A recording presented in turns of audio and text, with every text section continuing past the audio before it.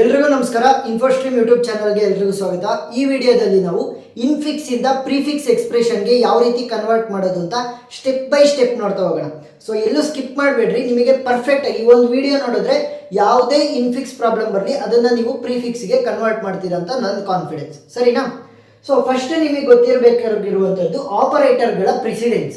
So operators ಅಂತ ಅಂದ್ರೇನು, ಮಧ್ಯೆ ಯೂಸ್ ಮಾಡೋದು. For example A plus B ಅಂತ ಯೂಸ್ ಮಾಡಿದ್ದೀವಿ ಅಂತ ಅಂದ್ಕೊಳ್ಳಿ.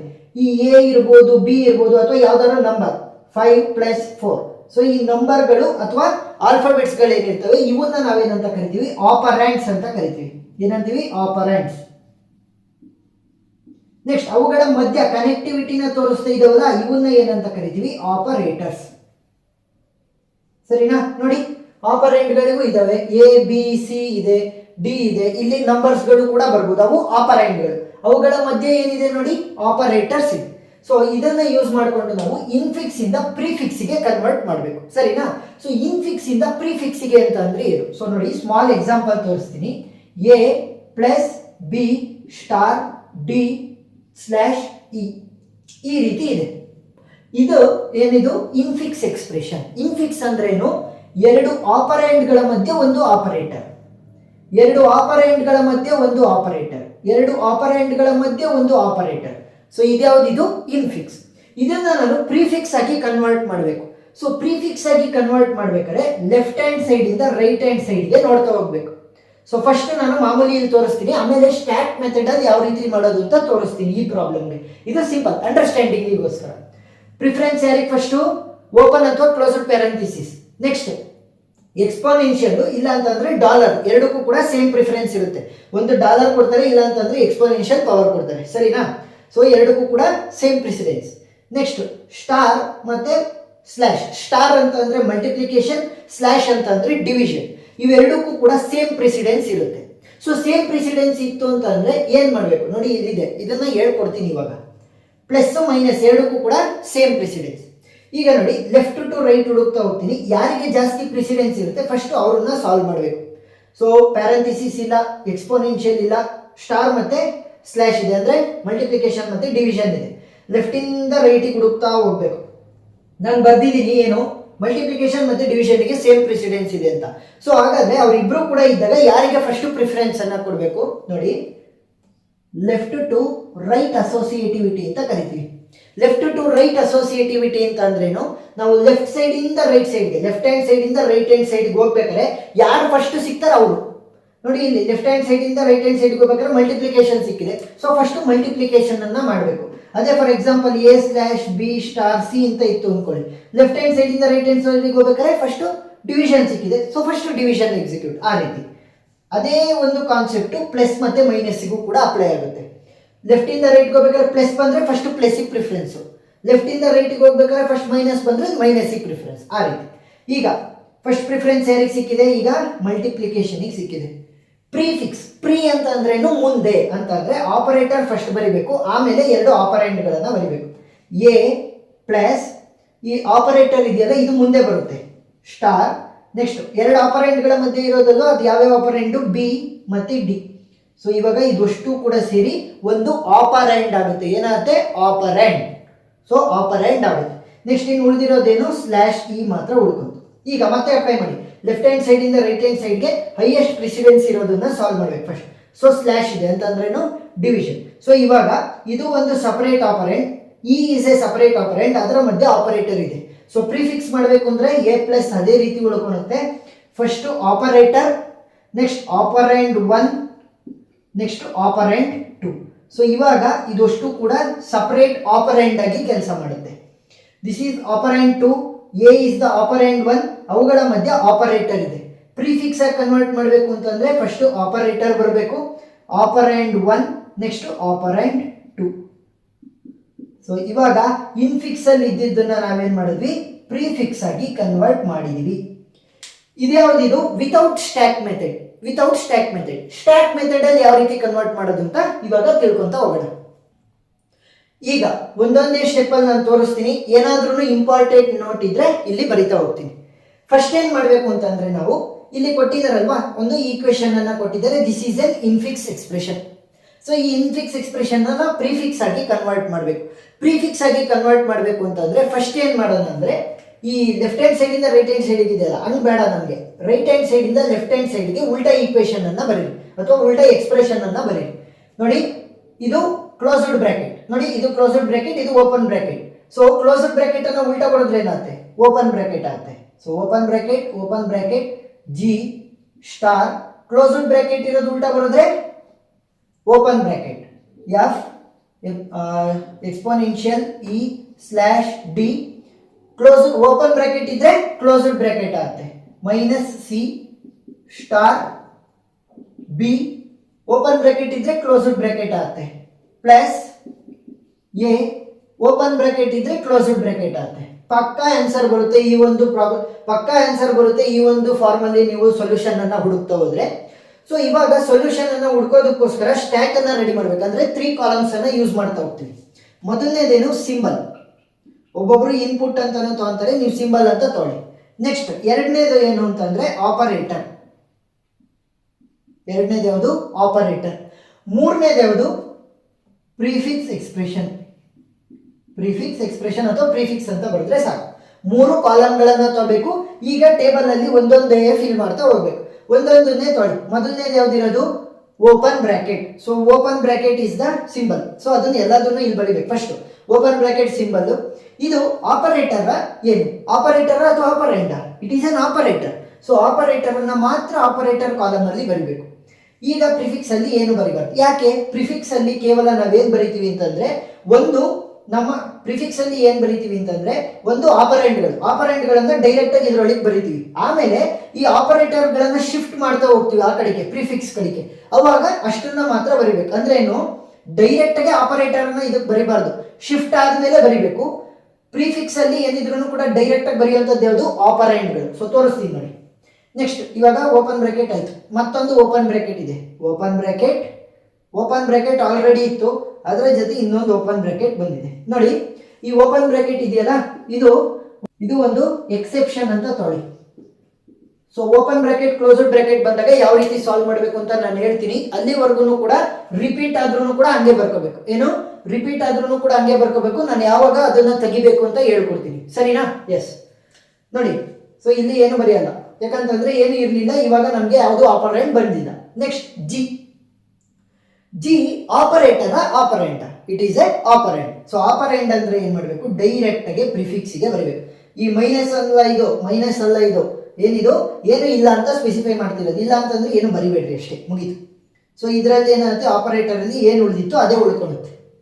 ನೆಕ್ಸ್ಟ್ ಸ್ಟಾರ್ ಅಂತಂದ್ರೆ multiplication. Symbol is star, open bracket ಅದೇ ರೀತಿ ಉಳ್ಕೊಳ್ಳುತ್ತೆ. Star is an operator. So operator ಅನ್ನ ಬರಿಬೇಕಿಲ್ಲಿ. ನಾನು ಹೇಳಿದ್ದೀನಿ open bracket is an exception. So ಅದನ್ನ ಏನು ಮುಟ್ಬೇಡ್ರಿ ನಾನು ಹೇಳೋವರೆಗೂ ಅಂತಾನು ಕೂಡ. ಸೊ ಅದು ಏನೇ ಬರಲಿ ಡೈರೆಕ್ಟ್ ಆಗಿ ಇನ್ಸರ್ಟ್ ಮಾಡ್ತಾ ಹೋಗ್ರಿ. ಮಲ್ಟಿಪ್ಲಿಕೇಶನ್ ಬಂದ್ರು ಕೂಡ ಇನ್ಸರ್ಟ್ ಮಾಡ್ರಿ, ಪ್ಲಸ್ ಬಂದ್ರು ಕೂಡ ಇನ್ಸರ್ಟ್ ಮಾಡ್ರಿ, ಆಮೇಲೆ ಎಕ್ಸ್ಪೋನೆನ್ಷಿಯಲ್ ಬಂದ್ರು ಕೂಡ ಇನ್ಸರ್ಟ್ ಮಾಡ್ರಿ. ಯಾವಾಗ ತೆಗಿಬೇಕು ಅಂತ ಹೇಳ್ತೀನಿ. ಜಿ ಪ್ರೀವಿಯಸ್ ಸ್ಟೆಪ್ ಅಲ್ಲಿ ಯಾವ್ದಿತ್ತು ಅದೇ ಉಳ್ಕೊಳ್ಳುತ್ತೆ. ನೆಕ್ಸ್ಟ್ ಮತ್ತೆ open bracket. So open bracket multiplication. So open bracket ಬಂದಿರೋದ್ರಿಂದ ಅದನ್ನ ಡೈರೆಕ್ಟ್ ಆಗಿ ಬರೀರಿ. ನಾನು ಹೇಳ್ತೀನಿ ಯಾವಾಗ ತೆಗಿಬೇಕು ಅಂತ. G will remain as it is. Next F. So F is an operand. So operand ಅಂತ ಅಂದ್ರೆ ಡೈರೆಕ್ಟ್ ಆಗಿ ನಾವು ಪ್ರಿಫಿಕ್ಸ್ ಗೆ ಬರೀಬಹುದು. ಇದು ಅದೇ ರೀತಿ ಏನು ಪ್ರೀವಿಯಸ್ ಸ್ಟೆಪ್ ಅಲ್ಲಿ ಉಳಿದಿತ್ತು ಅದೇ ಉಳ್ಕೊಂತವೆ. ನೆಕ್ಸ್ಟ್ ಕ್ಯಾಪ್ ಅಂತ ಅಂದ್ರೆ exponential. So open bracket star open bracket exponential. ಮುಟ್ಬೇಡ್ರಿ, ನಾನು ಹೇಳ್ತೀನಿ. ಓಪನ್ ಬ್ರಾಕೆಟ್ ಇದ್ದಾಗ ನೀವೇನು ಟಚ್ ಮಾಡಬಾರ್ದು, ನಾನು ಹೇಳೋವರೆಗೂ ಕೂಡ. ಎಕ್ಸ್ಪೋನೆನ್ಷಿಯಲ್ ಕೂಡ ಅದೇ ರೀತಿ ಬರೀರಿ. ಇಲ್ಲಿ ಪ್ರಿಸಿಡೆನ್ಸ್ ಪ್ರಕಾರ ಬರೀತೀನಿ ಅಂತ ಎಲ್ಲ ಹೋಗ್ಬೇಡ್ರಿ. ಸೊ ಜಿ ಮತ್ತೆ ಎಫ್ ಅದೇ ರೀತಿ ಉಳಿತು. Next capital letter E is a operand. So direct ಆಗಿ ನಾವು ಪ್ರಿಫಿಕ್ಸ್ ಗೆ ಬರಿತೀವಿ. ಇದು ಅದೇ ರೀತಿ ಉಳ್ಕೊಳ್ಳುತ್ತೆ. ಸೊ ನೆಕ್ಸ್ಟ್ ಇಲ್ಲಿ ಬರಿತಾ ಹೋಗ್ತೀನಿ. So this is symbol, operator ಮತ್ತೆ ಪ್ರಿಫಿಕ್ಸ್. ಈಗ ನೆಕ್ಸ್ಟ್ ಯಾವುದು, ಡಿವಿಷನ್ ಇದೆ. So the symbol is division. So ಇಲ್ಲಿ ಟಾಪ್ ಆಫ್ ದಿ ಸ್ಟ್ಯಾಕ್ ಅಲ್ಲಿ ಏನಿದೆ, ಟಾಪ್ ಆಫ್ ದಿ ಸ್ಟ್ಯಾಕ್ ಅಲ್ಲಿ ಎಕ್ಸ್ಪೋನೆನ್ಷಿಯಲ್ ಇದೆ. ಯಾವ ಕಂಡೀಷನ್ ನಲ್ಲಿ ನಾವು ಇನ್ಸರ್ಟ್ ಮಾಡಬೇಕಾಗಿರುವಂತಹ symbol. So symbol to insert is having less precedence than top of stack. ಅವಾಗ ಏನ್ ಮಾಡಬೇಕು, ಟಾಪ್ ಆಫ್ ದಿ ಸ್ಟ್ಯಾಕ್ ಅಲ್ಲಿ ಇರೋದನ್ನ ಶಿಫ್ಟ್ ಮಾಡಬೇಕು. ನೋಡಿ, ಡಿವಿಷನ್ ಮತ್ತೆ ಎಕ್ಸ್ಪೋನೆನ್ಷಿಯಲ್ ಅನ್ನ ನೋಡಿದ್ರೆ ಎಕ್ಸ್ಪೋನೆನ್ಷಿಯಲ್ ಗೆ ಜಾಸ್ತಿ ಪ್ರಿಸಿಡೆನ್ಸ್ ಇದೆ. ಹಾಗಾಗಿ ನಾವೇನ್ ಮಾಡಬೇಕು, ಎಕ್ಸ್ಪೋನೆನ್ಷಿಯಲ್ ಜಾಸ್ತಿ ಪ್ರಿಸಿಡೆನ್ಸ್ ಇದೆ, ಅದು ಟಾಪ್ ಆಫ್ ದಿ ಸ್ಟ್ಯಾಕ್ ಅಲ್ಲಿ ಇದೆ. ಇವಾಗ ಇನ್ಸರ್ಟ್ ಮಾಡಬೇಕಾಗಿರುವಂತ division is less precedence than the exponential. So ಏನ್ ಮಾಡಬೇಕು, ಹೈಯರ್ ಪ್ರಿಸಿಡೆನ್ಸ್ ಇರುವಂತ ಎಕ್ಸ್ಪೋನೆನ್ಷಿಯಲ್ ಅನ್ನ ಆ ಕಡೆ ಕಳಿಸ್ತೀನಿ. ಸೊ ಆ ಕಡೆ ಕಳಿಸಿದ್ರೆ ಏನು ಉಳಿಯುತ್ತೆ, open bracket star open bracket, ಈ ಸ್ಲ್ಯಾಶ್ ಅಂತಂದ್ರೆ ಏನು, ಡಿವಿಷನ್ ಇಲ್ಲಿಗೆ ಬರುತ್ತೆ. ಸೊ ಪ್ರಿಫಿಕ್ಸ್ ಅಲ್ಲಿ ಜಿ ಎಫ್ ಮತ್ತೆ ಇ ಇತ್ತು, ಈಗ ಈ ಎಕ್ಸ್ಪೋನೆನ್ಷಿಯಲ್ ಆ ಕಡೆಗೆ ಹೋಗಿದೆ. ಏನ್ ಮಾಡಬೇಕು, ಏನಾದ್ರೂ ಕೂಡ ಹೊಸದಾಗಿ ಇನ್ಸರ್ಟ್ ಮಾಡಬೇಕಾಗಿರುವಂತ ಆಪರೇಟರ್ ಏನಾದ್ರೂ ಟಾಪ್ ಆಫ್ ದಿ ಸ್ಟ್ಯಾಕ್ ಅಲ್ಲಿ ಇರುವಂತ ಆಪರೇಟರ್ ಗಿನ್ನ ಕಡಿಮೆ ಪ್ರಿಸಿಡೆನ್ಸ್ ಇದ್ರೆ ಟಾಪ್ ಆಫ್ ದಿ ಸ್ಟ್ಯಾಕ್ ಅಲ್ಲಿ ಇರುವಂತಹ ಹೈಯರ್ ಪ್ರಿಸಿಡೆನ್ಸ್ ಆಪರೇಟರ್ ಅನ್ನ ಆ ಕಡೆ ಕಳಿಸ್ಬೇಕು. ಇನ್ನು ಉಳಿದಿದ್ದೆಲ್ಲ ಸೇಮ್. ಇದನ್ನ ನಾನು ಹೇಳಿದೀನಿ, ಓಪನ್ ಬ್ರಾಕೆಟ್ ಮತ್ತೆ closed bracket is N exception. So ಅದಕ್ಕೆ ಈ ಒಂದು ಟಾಪಿಕ್ ಅನ್ನ ಅಪ್ಲೈ ಮಾಡಬೇಡ್ರಿ. ಸೊ ಅದನ್ನ ಯಾವಾಗ ಸಾಲ್ವ್ ಮಾಡಬೇಕು ಅಂತ ಹೇಳ್ಕೊಡ್ತೀನಿ. Next D. So D is a operand. So direct ಆಗಿ ಪ್ರಿಫಿಕ್ಸ್ ಬರೋದ್ರಾಯ್ತು. D is the symbol. Operators ಅದೇ ರೀತಿ ಉಳ್ಕೊಂತವೆ, ಜಿ ಎಫ್ ಇ ಎಕ್ಸ್ಪೋನೆನ್ಷಿಯಲ್ ಮತ್ತೆ ಡಿ. ಸರಿನಾ? ನೆಕ್ಸ್ಟ್ ಏನು, ಕ್ಲೋಸ್ಡ್ ಬ್ರಾಕೆಟ್. ಈಗ ಬ್ರಾಕೆಟ್ ಅನ್ನ ಹೆಂಗ್ ತೆಗೆಯೋದು ಅಂತ ಹೇಳ್ಕೊಡ್ತೀನಿ. Closed bracket, so open bracket star open bracket division closed bracket. So ಈಗ ಏನ್ ಮಾಡಬೇಕು, ಓಪನ್ ಬ್ರಾಕೆಟ್ ಮತ್ತೆ ಕ್ಲೋಸ್ಡ್ ಬ್ರಾಕೆಟ್ ಒಳಗಡೆ ನನಗೆ ಆಪರೇಟರ್ ಸಿಕ್ಕಿದೆ.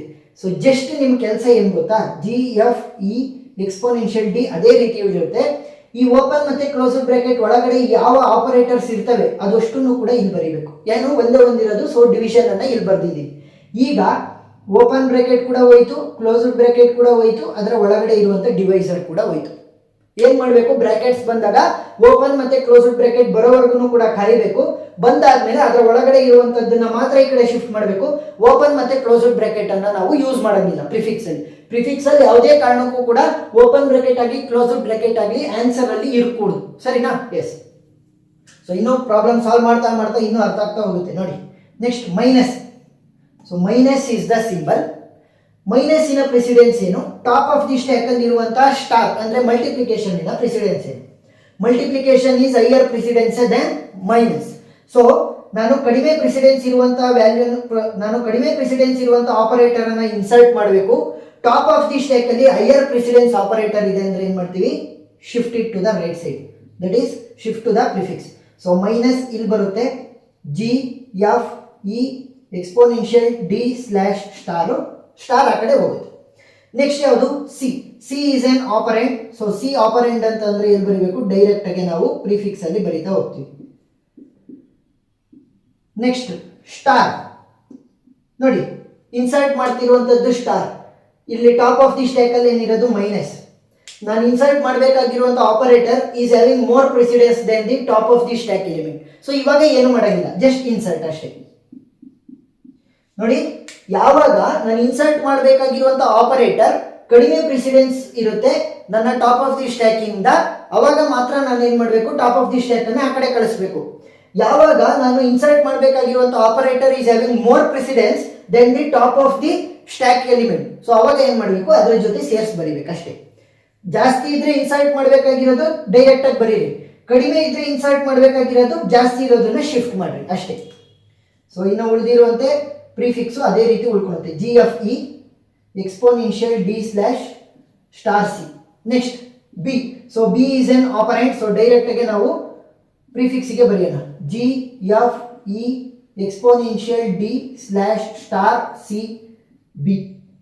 ನೆಕ್ಸ್ಟ್ ಯಾವುದು, ಕ್ಲೋಸ್ಡ್ ಬ್ರಾಕೆಟ್. ಮತ್ತೆ ಕ್ಲೋಸ್ಡ್ ಬ್ರಾಕೆಟ್ ಬಂತು, open bracket closed bracket minus star closed bracket. ನಾನು ಹೇಳಿದ್ದೀನಿ ಕ್ಲೋಸ್ಡ್ ಬ್ರಾಕೆಟ್ ಅದು ಓಪನ್ ಬ್ರಾಕೆಟ್ ಅವುಗಳು ಪ್ರಿಫಿಕ್ಸ್ ಅಲ್ಲಿ ಬರಲ್ಲ, ಬಟ್ ಅವುಗಳ ಒಳಗಡೆ ಇರುವಂತಹ ವ್ಯಾಲ್ಯೂನ ಬರಿಬೇಕು. ಈಗ ಎರಡು ವ್ಯಾಲ್ಯೂ ಇದೆ, ಮೈನಸ್ ಇದೆ ಸ್ಟಾರ್ ಇದೆ, ಯಾವ್ದನ್ನ ಫಸ್ಟ್ ಬರಿಬೇಕು, ರೈಟ್ ಸೈಡ್ ಇಂದ ಲೆಫ್ಟ್ ಸೈಡ್ಗೆ. So G F E exponential D slash C B. First top of the stack ಯಾವುದು, ರೈಟ್ ಸೈಡ್ ಇಂದ ಲೆಫ್ಟ್ ಸೈಡ್ ಅಂತ ಅಂದ್ರೆ ಫಸ್ಟ್ ಸ್ಟಾರ್. ಸೊ ಸ್ಟಾರ್ ಅನ್ನ ಆ ಕಡೆ ಕಳಿಸಿ, ನೆಕ್ಸ್ಟ್ ಮೈನಸ್ ಅನ್ನ ಆ ಕಡೆ ಕಳಿಸಿ. ಸೊ ಓಪನ್ ಮತ್ತೆ ಕ್ಲೋಸ್ಡ್ ಬ್ರಾಕೆಟ್ ಒಳಗಡೆ ಇರುವಂತಹ ವ್ಯಾಲ್ಯೂಸ್ ಗಳು ಆ ಕಡೆ ಶಿಫ್ಟ್ ಆದ್ಮೇಲೆ ಓಪನ್ ಮತ್ತೆ ಕ್ಲೋಸ್ಡ್ ಬ್ರಾಕೆಟ್ ಸಮೇತವಾಗಿ ಎಲ್ಲವೂ ಕೂಡ ವ್ಯಾನಿಷ್ ಆದವು. ಇನ್ನು ಉಳಿದಿರೋದು ಓಪನ್ ಬ್ರಾಕೆಟ್ ಮಾತ್ರ. Next plus. So plus is an operator. So ಅದನ್ನ ಏನ್ ಮಾಡಬೇಕು, ಡೈರೆಕ್ಟ್ ಆಗಿ ಬರಿಬಹುದು. ಸೊ ಅದಕ್ಕೂ ಮತ್ತೆ ಓಪನ್ ಬ್ರಾಕೆಟ್ಗೂ ಏನು ಸಂಬಂಧ ಇಲ್ಲ. ಓಪನ್ ಮತ್ತೆ ಕ್ಲೋಸ್ಡ್ ಒಳಗಡೆ ಇದ್ರೆ ಮಾತ್ರ ಶಿಫ್ಟ್. ಓಪನ್ ಒಂದೇ ಒಂದಿದೆ ಇಲ್ಲ ಕ್ಲೋಸ್ಡ್ ಒಂದೇ ಒಂದಿದೆ ಅಂತಂದ್ರೆ ಏನು ಮಾಡಕ್ ಹೋಗ್ಬೇಡಿ. So G F E exponential D slash star C B star minus ಅದೇ ರೀತಿ ಉಳ್ಕೊಂತು. ಸೊ ನೆಕ್ಸ್ಟ್ ಪ್ಲಸ್ ಆಯ್ತು ಅಂತಂದ್ರೆ ಇನ್ನು ಉಳಿದಿರೋದು A. A is a operand. Operand ಅಂದ್ರೆ ಡೈರೆಕ್ಟ್ ಪ್ರಿಫಿಕ್ಸ್ ಗೆ ಬರೀಬೇಕು. ಸೊ ಆಪರೇಟರ್ ಅಲ್ಲಿ ಏನಿದೆ, ಓಪನ್ ಬ್ರಾಕೆಟ್ ಪ್ಲಸ್ ಉಳ್ಕೊಂಡಿದೆ. ಇಲ್ಲಿ ಪ್ರಿಫಿಕ್ಸ್ ಅಲ್ಲಿ G F E exponential D slash star C B star minus ಉಳ್ಕೊಂಡಿತ್ತು. ಈಗ ಸಿಂಬಲ್ ಅಲ್ವಾ ಇದು, ಈಗ ಎ ಇಸ್ ಎ ಆಪರೆಂಡ್ ಅಲ್ವಾ, ಸೊ ಎ ಕೂಡ ಇಲ್ಲಿ ಸೇರ್ಕೊಂತು. ನೆಕ್ಸ್ಟ್ ಎ ಮುಗೀತು ಅಂತಂದ್ರೆ ಒಂದೇ ಒಂದು ಉಳಿದಿರೋದು closed bracket. So closed bracket ಬಂತು. ಆಪರೇಟರ್ ಅಲ್ಲಿ ಏನಿತ್ತು, open bracket plus closed bracket ಉಳ್ಕೊಂಡಿತ್ತು. ಸೊ ಪ್ರಿಫಿಕ್ಸ್ ಅಲ್ಲಿ G F E exponential D slash star C B star minus A ಇತ್ತು. ಈಗ ನೋಡಿ, ಓಪನ್ ಬ್ರಾಕೆಟ್ ಮತ್ತೆ ಕ್ಲೋಸ್ಡ್ ಬ್ರಾಕೆಟ್ ಒಳಗಡೆ ನನಗೆ ಆಪರೇಟರ್ ಇದೆ. ಸೊ ಏನ್ ಮಾಡಬೇಕು, ಆ ಆಪರೇಟರ್ ಅನ್ನ ಶಿಫ್ಟ್ ಮಾಡಬೇಕು. ನೆಕ್ಸ್ಟ್ ಆ ಆಪರೇಟರ್ ಅನ್ನ ಶಿಫ್ಟ್ ಮಾಡಿದ್ರೆ ಆ ಆಪರೇಟರ್ ಜೊತೆ ಓಪನ್ ಮತ್ತೆ ಕ್ಲೋಸ್ಡ್ ಬ್ರಾಕೆಟ್ ಎರಡು ಕೂಡ ವ್ಯಾನಿಷ್ ಆಯ್ತು. So my operator column is empty. So operator column empty ಆಗಿದೆ ಅಂತಂದ್ರೆ ಫುಲ್ ನಾವು ಆನ್ಸರ್ ಅನ್ನ ಕಂಡುಹಿಡಿದಿದ್ದೀವಿ ಅಂತ. ಬಟ್ ಇದೇ ಫೈನಲ್ ಆನ್ಸರ್ ಇಲ್ಲ. ಯಾಕೆ, ನಾವು ಕೊಟ್ಟಿದ್ದಂತ ಎಕ್ಸ್ಪ್ರೆಷನ್ ಅನ್ನ ಉಲ್ಟಾ ಬರ್ಕೊಂಡು ಅಲ್ವಾ, ರೈಟ್ ಸೈಡ್ ಇಂದ ಲೆಫ್ಟ್ ಸೈಡ್ಗೆ. ಸೊ ಆನ್ಸರ್ ಅನ್ನು ಕೂಡ ಏನ್ ಮಾಡಬೇಕು, ರೈಟ್ ಸೈಡ್ ಇಂದ ಲೆಫ್ಟ್ ಸೈಡ್ಗೆ ಮತ್ತೆ ಬರೀರಿ. ಸೊ ರೈಟ್ ಸೈಡ್ ಇಂದ ಲೆಫ್ಟ್ ಸೈಡ್ಗೆ ಬರೀತಾ ಹೋದ್ರೆ plus A minus star B C star slash D exponential E F G. So this is the final answer. So problem ಅರ್ಥ ಆಗಿದೆ ಅಂತ ಅನ್ಕೊಂಡಿದ್ದೀನಿ. ಏನಾದ್ರೂ ಡೌಟ್ ಇದ್ರೆ ನಿಮಗೆ ಕಮೆಂಟ್ ಸೆಕ್ಷನ್ ಅಲ್ಲಿ ತಿಳಿಸಿ. ಇನ್ನೂ ಜಾಸ್ತಿ ಪ್ರಾಬ್ಲಮ್ಗಳನ್ನ ನಾನು ಸಾಲ್ವ್ ಮಾಡಿದ್ದೀನಿ. ಆ ಎಲ್ಲ ವಿಡಿಯೋಗಳ ಲಿಂಕು ಡಿಸ್ಕ್ರಿಪ್ಷನ್ ಅಲ್ಲಿ ಇರುತ್ತೆ, ನೀವು ನೋಡ್ಬೋದು. ವಿಡಿಯೋ ಇಷ್ಟ ಆಗಿದ್ರೆ ಸಬ್ಸ್ಕ್ರೈಬ್ ಆಗೋದನ್ನ ಮರಿಬೇಡಿ. Thank you.